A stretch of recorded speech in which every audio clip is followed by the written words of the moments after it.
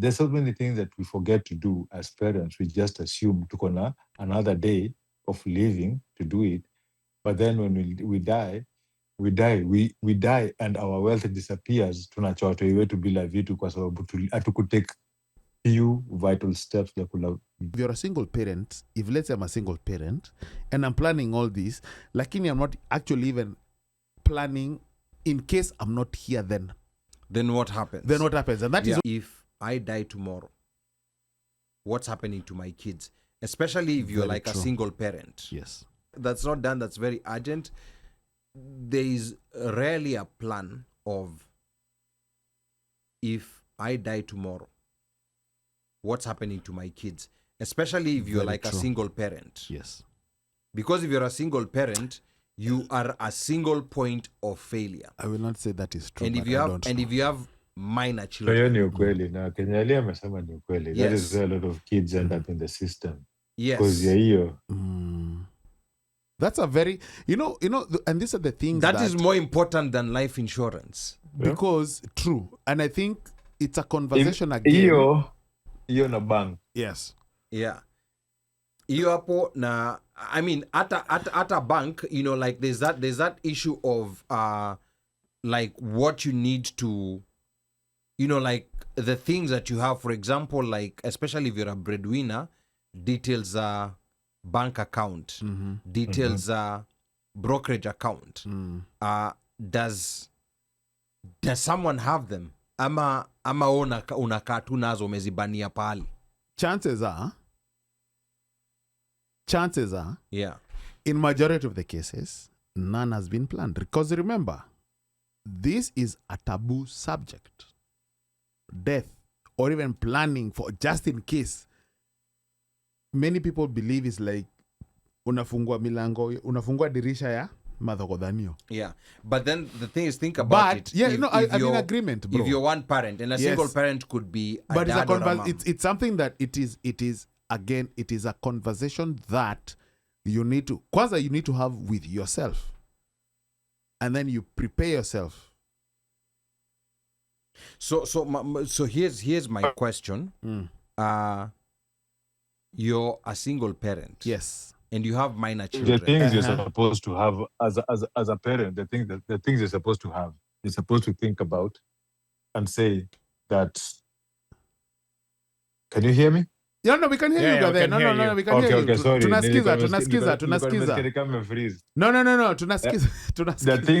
The things as a parent, you have to start considering that as much as you're taking care of these people right now, you also have to take care of them through their future and your future. Number one, in case you are medically incapacitated, yeah. who can make decisions Yes. regarding those kids for you and also regarding your health? That is one thing you're supposed to put in there. You're supposed to put yourself in that if something happens to you, who can be able to take these kids? Hata washikilie kidogo. Yes. Before your family jipange, Yes. wachukue. So that watoi wasiingie kwa system. Number 3, pesa yako. Yes, umesign hao ndo beneficiaries wa nini yako, but hiyo pesa yako before afike of age, who has the power of attorney kuwachungia na kuwashughulikia mpaka wapate ile time watapata hiyo age. There's so many things that we forget to do as parents. We just assume tuko na another day of living to do it, but then when we die and our wealth disappears. Tunacha watoi wetu bila vitu kwa sababu hatukutake few vital steps that could have been done in 15 minutes. So I think to support Mika, that should actually be one of the core, or it should be in the same bracket as I'm working this hard, or I'm getting this house, or I want my kids to be able to go to a certain school, right? Because technically, kama uko na watoi, unajaribu kupanga in such a way that wanaweza enda, maybe you have a certain property or something, you're setting up something where if wakimaliza high school, when they go to college, they don't have to have a loan or whatever. You're planning for that. But in all this planning, there's no plan of, and what Mika is saying is right, is that there's no plan for right after. No. What if I die? And that's what I'm saying. No. I mean, and that's why I'm saying, like, it is something that should be added in addition to. I'm planning for my toy to go to a certain school, Hopkins or whatever. Yeah. But in that ugongwe na basi uko inakoma for exactly. Yeah. So 4 weeks bills zako zitalipwaje? Yes. And that is what Mika is saying, that it actually should be that conversation of not forget. In addition to here, there's another one crucial. What if I'm not here? Because if you're a single parent, if let's say I'm a single parent and I'm planning all this, lakini I'm not actually even planning in case I'm not here, then what happens? And that is what Mika's critical question is. And I think Mika's critical point is, I mean, people plan for far away $1 million life insurance plan. But then there's no plan like nimekufa leo, what happens tomorrow? Exactly. To my minor children. Exactly. And I think that's what Mika is saying. Yes. Some of these things could be as quick as, because Easy V2, it's not even verbal. I saw Atieno Jimbo here saying this is the point of godmothers and godfathers taking care of children left behind in case there are no relatives to step in. Me, I've never understood that concept. But these things have to be in writing. You cannot just show up. It has to be legally. It has to be legally in writing. For anybody. Yeah. So you cannot just show up and say, oh, I am the godmother. Bring those children. They are coming to my house from tomorrow. This thing has to be done in legal writing. So if you're a parent, and especially if you're a single parent, and not saying, like two household parents should not do planning, but as a single parent, you're a single point of failure. Yes. In case something happens, your minor children are now exposed. So there has to be, like Mika said, there has to be someone who has that power of attorney. First of all, who can take immediate custody, like based on an agreement within the laws of whatever state. And it's a conversation that has been had between the two of you. So if in case anything happens to me, I'm like, Ali, unachukua watoi. Or not just a conversation. No. Something in something writing. In writing. But something in writing in line with the laws of the state you live in. That is very true. Yeah. But a conversation first has to be had, and I'm speaking from a conversation has to be had. Listen, somebody who you umekubali.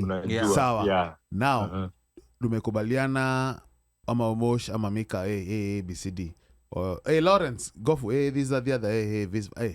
Now tukubaliane hapa because let us put this in writing, such that there is, per the law, there is no doubt. It's airtight. It's airtight. Such that no.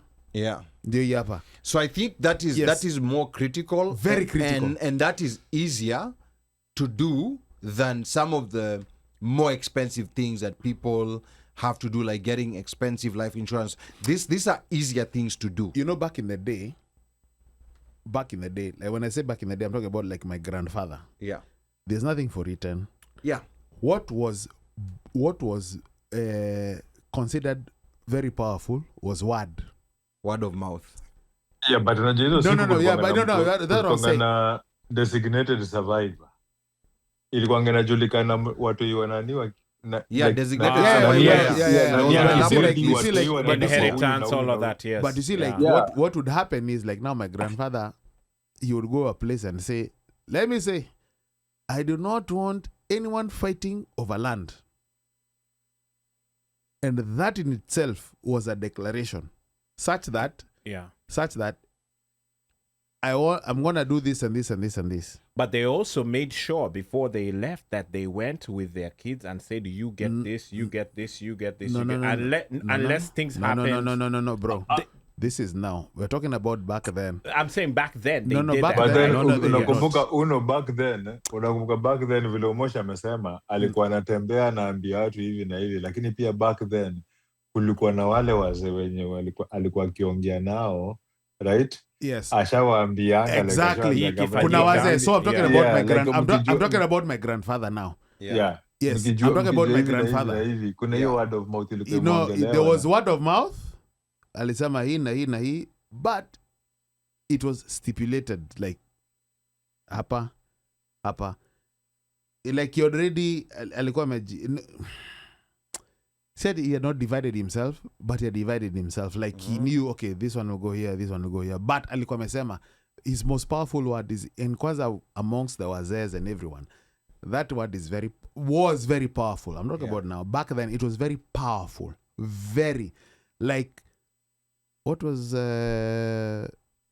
Mze's word? He said this.